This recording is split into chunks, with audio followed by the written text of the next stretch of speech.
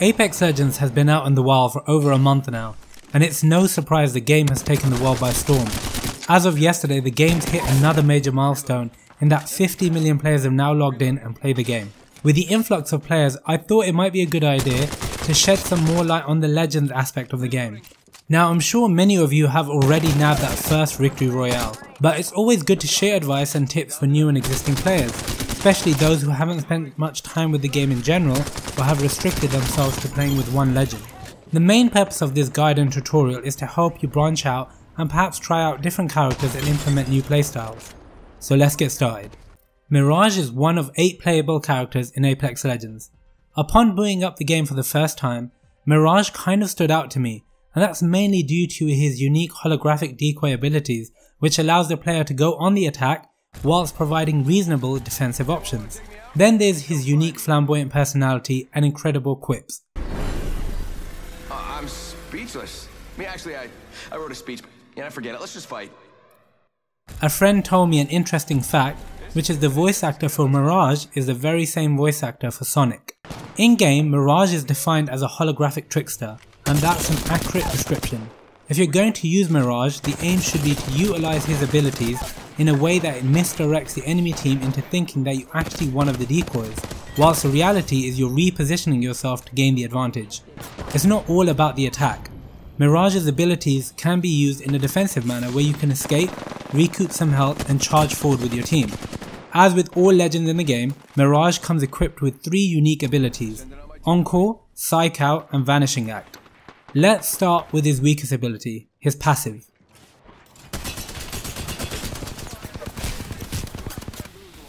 ENCORE allows the player to drop a decoy and cloak for 5 seconds when knocked down. Now, in my honest opinion, this is a weak ability as it requires the player to get knocked down in order to make use of it. And the aim in every competitive shooter should be to stay on your feet at all times. However, it can grant a small advantage at times, mainly when your squad's in the middle of a firefight and you've been knocked down. With all the chaos, it is possible whilst cloaked to move around into cover so that a teammate can come back and revive you.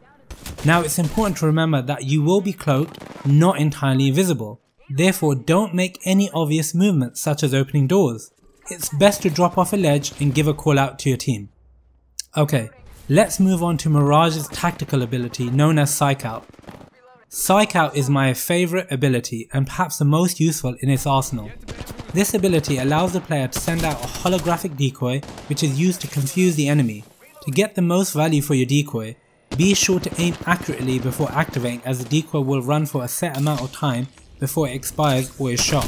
You want to make sure there's nothing in its path, otherwise it will get stuck, ruining the illusion. Of course, the goal of the decoy is to have enemies shoot at it, and that's where this ability shines. You can utilize PSYCHE OUT in many different ways.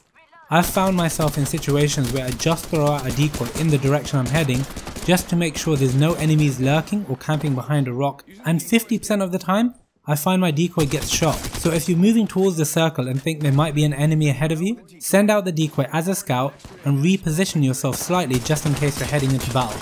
Don't hesitate to use the ability either. It has a quick 14-second recharge time. Other situations of course include being in the midst of battle, where the decoy again can be used quite effectively to attack and defend. Check this clip out where I decide to send out a decoy only to have the enemy waste his clip. On reload he begins to run and I get to flank on him. PSYCHE OUT can also be used as an evasive ability. If you find that you're on low health, send out the decoy, whilst it has the enemy team's attention, move into a secure position and heal yourself. Trust me, the last thing the enemy team expects is to see you come back into battle with full health. It should also be noted that when an enemy shoots your decoy, they are automatically revealed with a ping. You can also crouch and send out decoys, and at times this can seem more lifelike.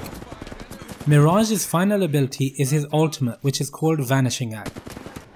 Are you watching closely?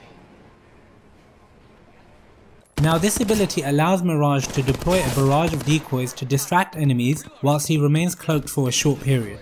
Now, this ultimate may sound rather powerful, but let me tell you why it's not.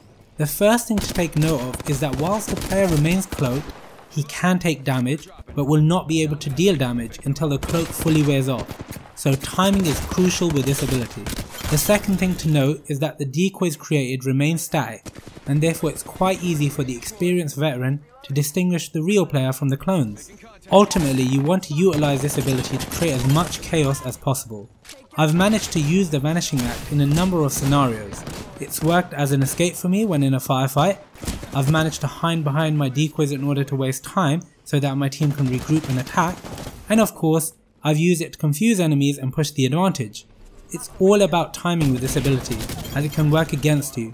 Make sure you're easily distinguishable from the rest of the team, and do your best to monitor your health in and out of battle.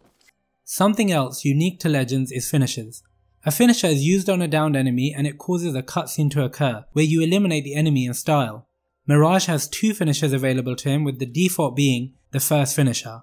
I'm not particularly fond of the name, which is why I've begun to call it the Moonwalk.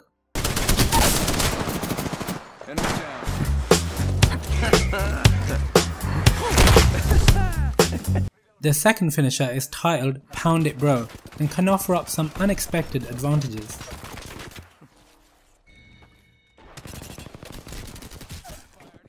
After investing around 25 hours into Mirage alone, I can honestly tell you he's a reasonable, well-balanced character with some strengths and weaknesses.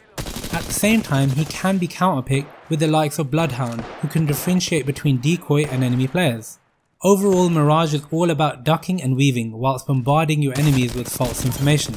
Once you've mastered him, even the best players will second guess what's real and what isn't. Alright guys, I hope you enjoyed this tutorial. As always, if you enjoyed this content, please consider sharing it and hitting the like and subscribe buttons down below. Also leave a comment if you have any tips or feedback for future videos. That's it for me, Super Saiyans. I will catch you all on the next video.